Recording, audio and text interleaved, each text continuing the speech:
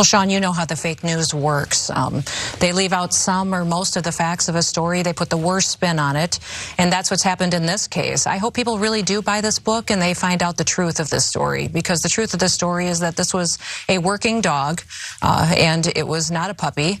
It was a dog that was extremely dangerous. It had come to us from a family who had found her way too aggressive.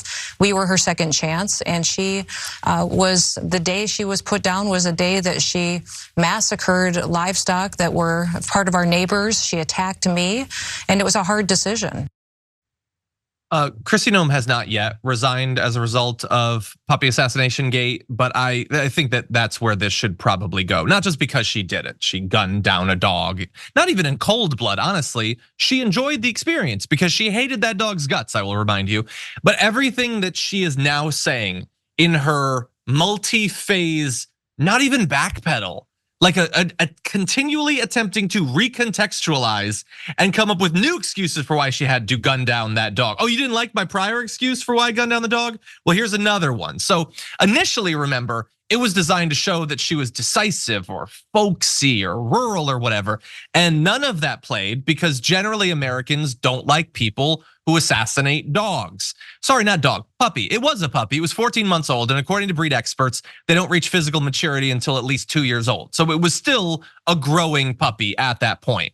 And look at the way she talks about it now. Don't believe the fake news is media's twisted spin.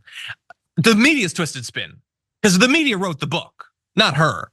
I had a choice between the safety of my children and an animal with a history of attacking people and killing livestock. I chose my kids. She said it massacred livestock.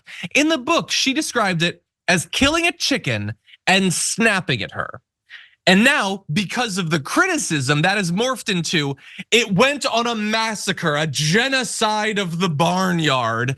And I had to kill it or it was gonna kill all my kids. None of that is in the original book. And honestly, if this was supposed to paint a sympathetic picture of you, you should have included that at the time. It really feels like this is just damage control. Wholly invented damage control to salvage her political career. What do you think? It's amazing. I love it. I don't care. That's why I love it so much. It's like Kristi Noem, everybody who's doing you never know when you're gonna just fall into a giant hole in politics, especially now when like people seem drawn to large explosions. And so Kristi Noem just like, when I was writing that passage about shooting my dog in the head and then a goat, I never knew that I might sound like a monster. Like, it's possible. I don't know. I'm not gonna buy your book. I'm not gonna read about it. Like, you are wildly opportunistic about taking advantage of real people's actual plights anyway. Your entire identity is based on that. So why the F should I give you the benefit of any doubt, Kristi Noem? Go back to whichever Dakota you crawled out of. You're right. I missed this initially. She plugged the book in her back pedal. She still wants to make money off of her dog assassination. She's hoping to like, okay, maybe I won't be VP, but if I could be a bestseller, she's twisted.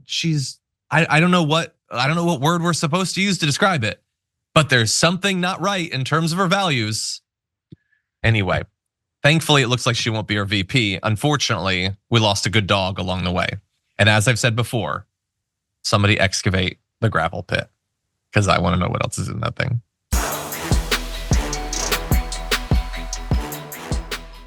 Members make a difference here at TYT. You help make the show happen, and we see you in the chat with your loyalty badge. Click the join button to become a member today.